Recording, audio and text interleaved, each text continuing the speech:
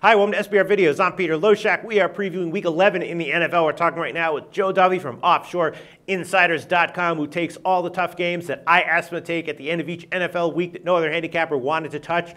And he's going to take Cincinnati, New Orleans. New Orleans a 7-point home favorite. Not a surprise why this would not be a confident play any other handicapper wanted to touch. Joe Duffy will take it, though. Joe, thanks for being back with us.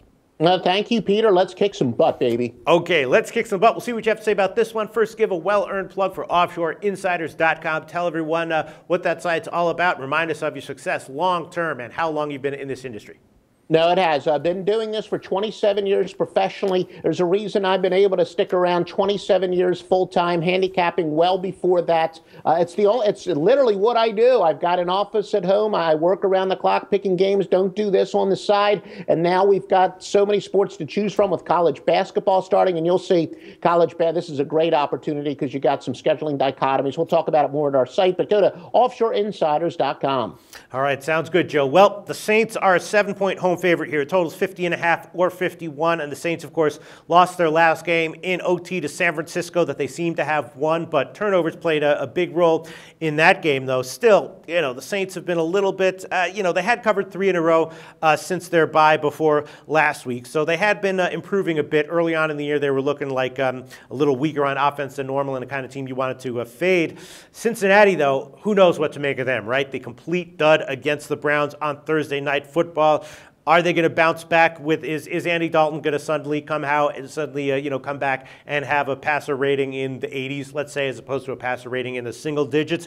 I don't know. They're now 1-4-1 against the spread since their bye. So do you want to go against them, giving 7 points to the Saints at home? I don't know. What's your take on this game, Joe? Yeah, no, like we said, when Andy Dalton and Marvin Lewis, when they're in these games where they all of a sudden have to win, that's generally when they perform their worst. Look, the Saints, despite that very brutal loss to San Francisco, as much as just about any team in sports, really, they and Seattle probably have the two biggest home-road dichotomies where the Saints have been so-so on the road, but they've been tremendous at home. And, one loss to a very good team, a heartbreaking loss in overtime, doesn't change that by any stretch of the imagination. And an angle that's applied to the Saints, granted, it did apply last week, but, when you're talking about a system that wins long-term, it basically says a team with a bad turnover rate and a very inefficient defense, as measured per yards per point, has covered at a very impressive 11.77 and 9.83 rate plus 46 pushes. That's a Z-score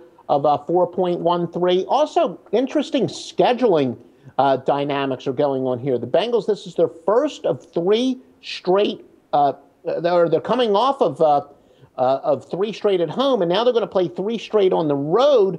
Meanwhile, the Saints, this is their second of 3 straight home games. So as far as, it really comes into the schedule maker's been nice to the Saints under this circumstance.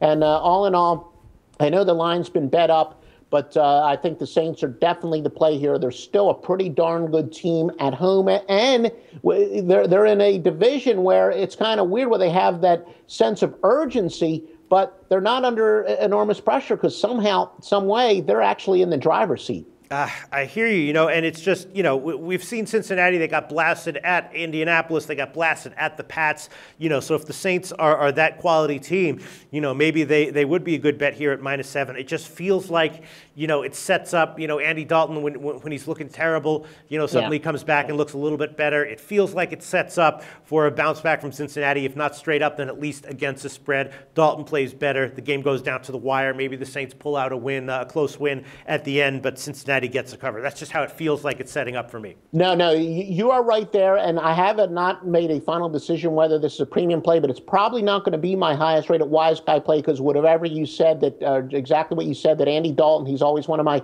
predictably unpredictable, and yes, this is kind of the circumstances where he does play the best. But also remember another one of my golden rules where I say that straight up records are one of the most deceptive statistics in all of handicapping because we're worried about whether their team's going to cover. The Saints, despite being under 500 straight up, they actually get 435 yards per game, and they allow 366. So they've had some tough losses. While the Bengals, they're over 500, but yet they get 340 yards per game, but give up 390. So it says that the Saints are basically better than their record, and Cincinnati isn't as good as their record. And that is why, and I even ran it, I said, look, I know a lot of people say the line's always telling you something, and that's kind of an esoteric statement. But I looked up, if the line is 7, I know this is actually going up to 7, and it's not, if it actually drops, ironically enough, it's not quite as statistically overwhelming, but it still stands. But basically, if a line is at 7, when you have an under 500 team to an above 600 team,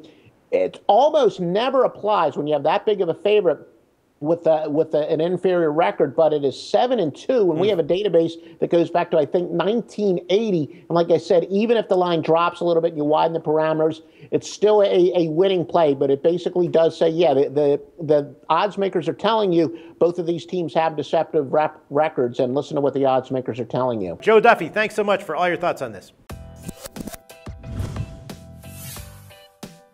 The SBR Network offers free sports picks and game breakdowns, big money free betting contests year-round, a real-time Vegas-style odds monitoring service, and much more. So come see for yourself.